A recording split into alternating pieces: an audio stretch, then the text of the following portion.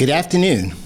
I'm County Executive Ken Jenkins, and I know it's late on a Friday, but given how intense this week has been, certainly between Election Day on Tuesday and the continued work on the proposed operating budget for 2026, we did not want to end the week without giving you clarity on where we stand for next year.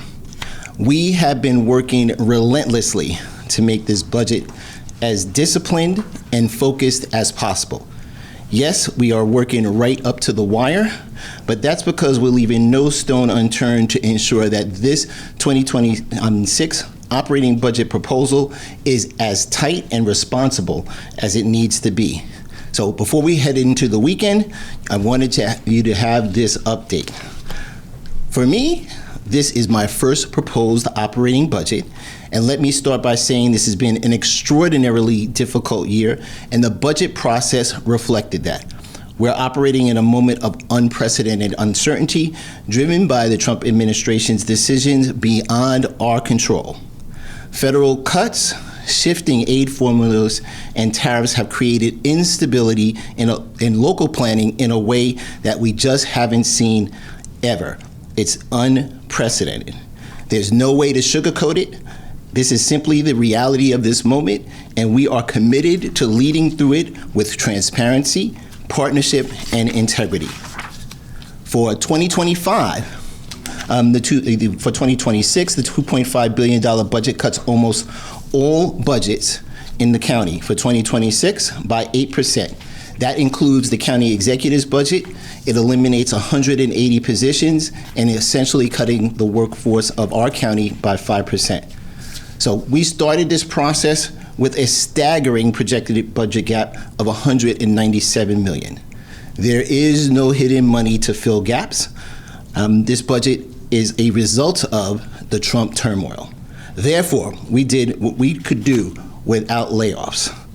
All county departments had undergone an 8% across-the-board cut. That means a hard hiring freeze and elimination of 180 positions, which saves us $28 million. Reductions in contracts, technical services, and expenses, which saved $34.5 million. Reductions in our hourly overtime and our regular hourly employees of $11.6 million. Right-sizing social services relief, $5.2 million. Reductions in acquisition of equipment, $4.5 million. Reduction of materials and supplies of $2.6 million. For the 2026 proposed operating budget, the county is also facing unavoidable financial pressures from the federal government that are largely mandated or tied to essential services. The main contributors of that are rising healthcare costs of $65 million, pension growth of $22 million, increased social services relief of $21 million, transportation and utilization for children with special needs, that's $10 million, an increase in our county's debt service, $8 million. The proposed operating budget for 2026 is based on a flat sales tax revenue protection for 2026, while accounting for the significant cost increases across several mandated and mission-critical areas. In 2025, sales tax was originally budgeted to grow 3.5% over the 2024 forecast.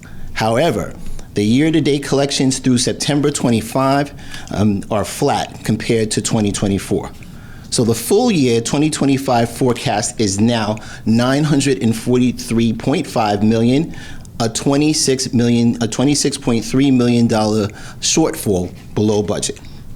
For 2026, the county is estimating $970.4 million in sales tax revenue, which represents a 2.8% increase over the revised forecast of $943 million, which means it's essentially flat when compared to the original 2025 budget projection of $969.8 million.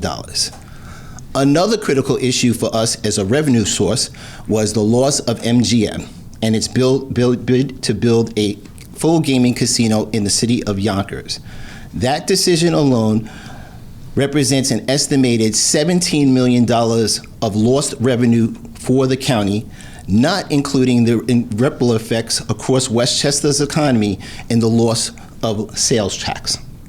I want to remind everyone that in Westchester County, a portion of our county's sales tax is shared back with the cities, towns, and villages, with the exclusion of Mount Vernon, White Plains, Yonkers, and New Rochelle, which have their own tax programs.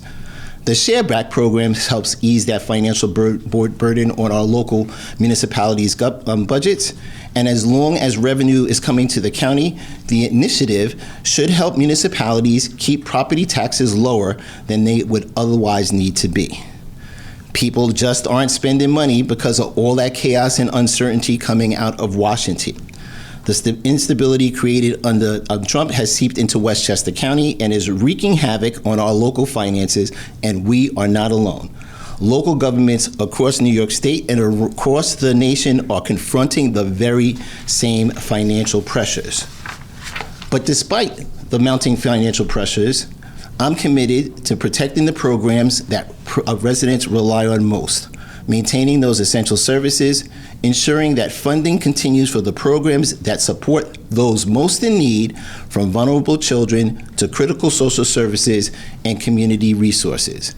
That program includes supporting food security efforts, ensuring that the victims of domestic violence have the protection and resources that they need, offering free vaccine clinics, continuing to have recycling opportunities, maintaining free workforce development programs and services, including our one-stop local job fairs, job training, and entrepreneurial support. We've also budgeted to include continuing senior nutrition programming and TIPS telehealth initiative, and keeping our mobile crisis teams and youth mental health programming in place. We've also invested in low-income childcare at the tune of $16.6 million, continuing the Access to Counsel Eviction Prevention Program, $3.7 million, childcare scholarships at $2 million, continue to invest in our mental health clinic at $1.5 million, working with our federally qualified health centers at $1 million, and the HERO program continuing with $300,000. To address the remaining budget challenges amid the ongoing federal uncertainties and mandates, the county is proposing a tax cap compliant property tax levy increase of 5.27%, which is as allowed by New York state law. This translates to an average annual impact of $60 annually for every $500,000 in assessed property value, meaning for someone, it is less than $5 per month. Use the full cap amount to have $4.5 million of support for our sewer districts to ensure critical infrastructure needs are met. This approach balances fiscal responsibility with our continued commitment to protecting essential services for our county residents. I want to be clear. This is a Trump tax increase. This budget reflects tough but necessary decisions.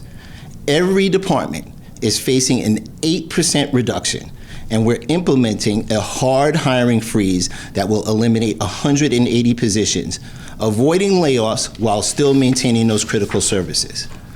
But even with these cuts, the budget does not account for the potential of future reductions from the federal government, which is why it does not utilize any of our fund balance. Our goal remains clear: protect the programs residents depend on without sacrificing fiscal stability by tapping into our reserves. We're going to now submit this budget for the County Board of Legislators for their review. We recognize that there's significant work ahead for the legislators. We want to thank them in advance. We know they'll have their due diligence, they'll have their public meetings and public hearings, and then get down to where we are to be able to advance a process together and delivering a balanced, on-time budget. I know that there's so many people in here that we want to make sure to thank, but we want to start from our budget team, the budget director, Larry Soul, Christina Rampada, and all of their team, and for the budget department that have been working diligently since about June, when the call letter went out at the end of June, to get us to the particular place that we are today. From our team here, our senior team, Joan McDonald, our Director of Operations, our Deputy Director of Operations, Emily Saltzman, and our Assistant Director of Operations, Karen Pasquale, all of them and all of the team members working really hard with all of the departments tremendously from all of that time to be able to get to the place where we are today that has a fiscally responsible and a fiscally stable budget to be able to present to the Board of Legislators for their due diligence. With that, Mr. Chairman, we will hand you the book. Wish you Godspeed. Good luck, Mr. Chairman. Right? Thank you. When, can you just let the folks know when the Board of Legislators meetings are, because you're not commenting on this, obviously, right? The times. The public hearings. Do we have the public hearings? Next Thursday, Peekskill. The 13th is one. Yes, the Wednesday is 19th, Pelham, and December 3rd here. All right. Well, first off, yes, we will be having public hearings in Peekskill and Pelham on the 13th, and then November 13th. November 13th and 6:30 p.m.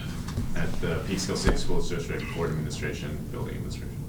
I don't know that they can hear you, Okay. but we'll be publicizing.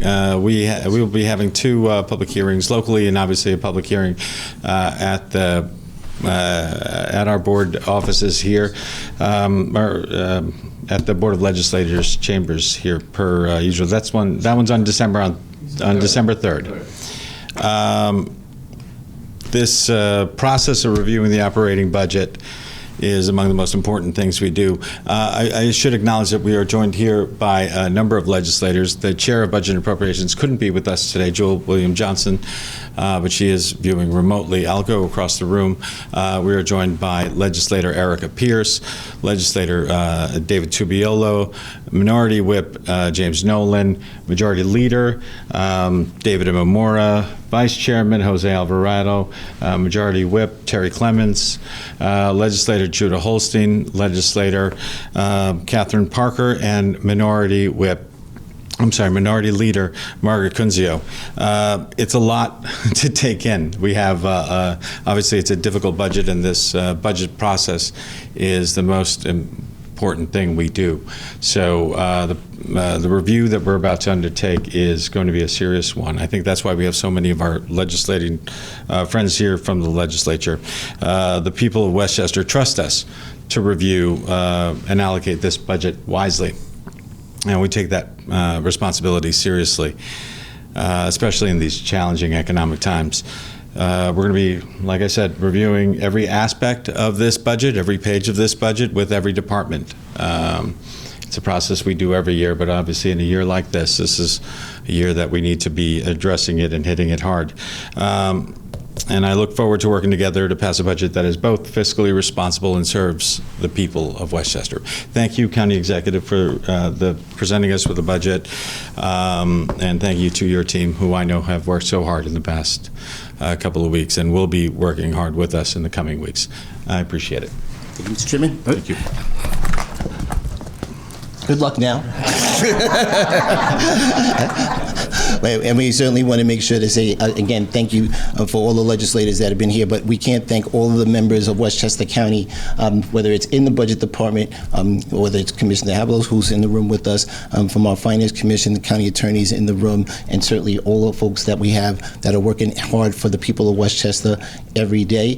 This budget process has now kicked off to the Board of Legislators. It's a proposed operating budget for 2026, and the Board of Legislators will perform their due diligence to come up to a vote on December 8th, Monday, December 8th, and we'll go backwards through that time. I'm County Executive Ken Jenkins. Thank you so much for watching, and continue to make sure that you check on the westchesterlegislators.com. They have all of the dates, and they also will have opportunities to be able to be heard and seen at those times as well.